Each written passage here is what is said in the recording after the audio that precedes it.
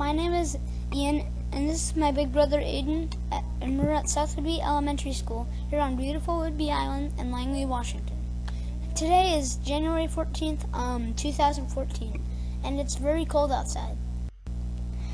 Today we're at the school because we're going to be setting up a fish tank to raise coho salmon for all the elementary kids.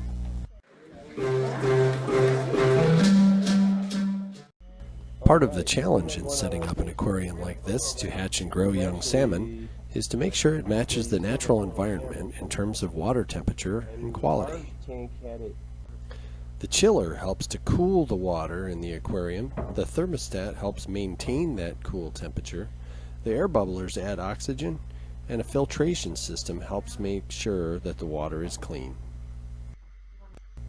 The team uses the combination of the chiller and the thermostat to maintain an optimal temperature in the aquarium of between 39 and 48 degrees Fahrenheit.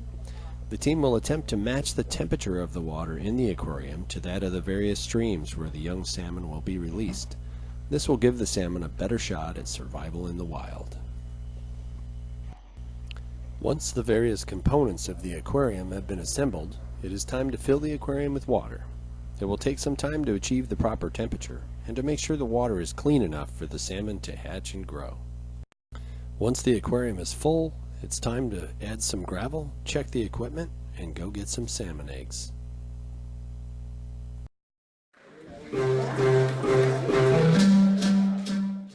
We're here at the Wallace River Hatchery in Sultan, and these are 5 representatives from the 5th grade classes at South Whidbey Elementary, and right now they're looking at the pools of fry at the Wallace River Hatchery, and they're noticing the size and learning about what they are fed at this stage. Representing the 5th grade classes at South Whidbey Elementary are Brennan, Cooper, Aiden, Raven, and Kelly. This is Eric, and he's going to give us a tour of the Wallace River Hatchery.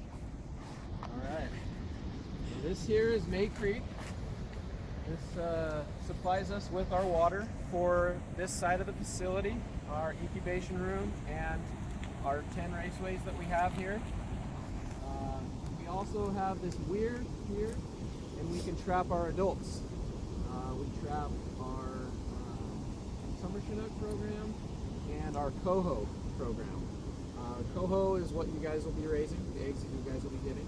We spawn them down here, we collect the eggs and sperm, and then we take them to the incubation room over there, and that's where we do the fertilizing and laying the eggs down over there. And I can show you guys around the facility. Awesome. This is what we incubate our eggs in.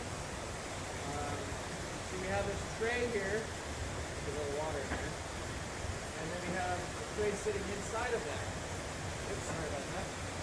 So we put our eggs inside of here, and when we put them in this tray, the water circulates in such a way that it's like water through the gravel.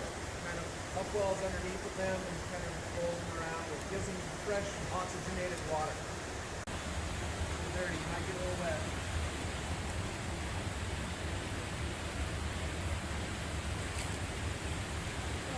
Here's a whole bunch of coho eggs here.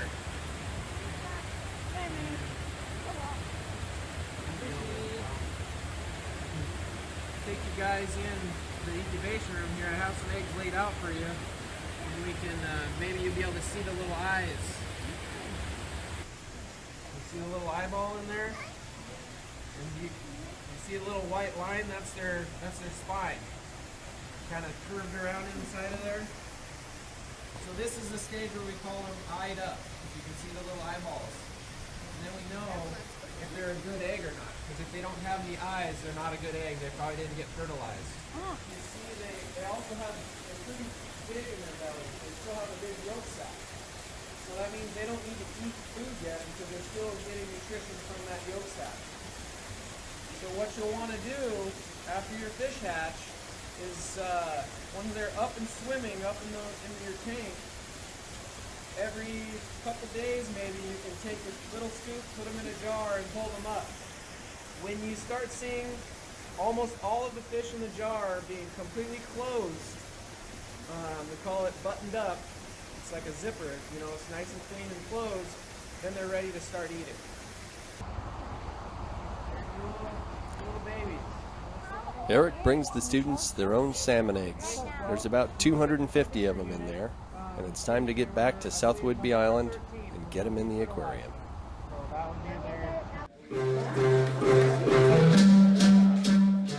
So here we are.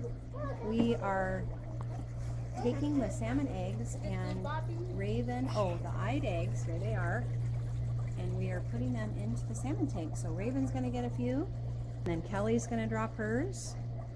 Yeah. Cooper's going to put his in. There you go. And then as soon as Cooper's go in, we'll have Aiden and Brennan come a little closer. There you go. You're going to drop the eggs in to the tank. There they go. Oh, I should be filming, dropping.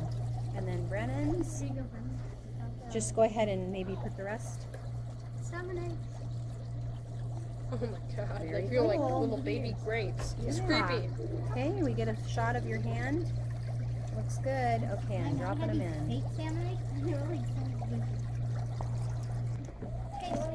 There they are in the tank. In this still shot from inside the aquarium, you can see an alevin, or larval salmon, and an eyed-up egg. Now that the eggs are hatching and the alevins are starting to move about, the aquarium will need to be monitored in order to determine the proper time to start feeding the fry. It takes the work of a lot of people to build a new generation of self-sustaining salmon runs, but the payoff will come when salmon are once again a beautiful and plentiful part of our ecosystem.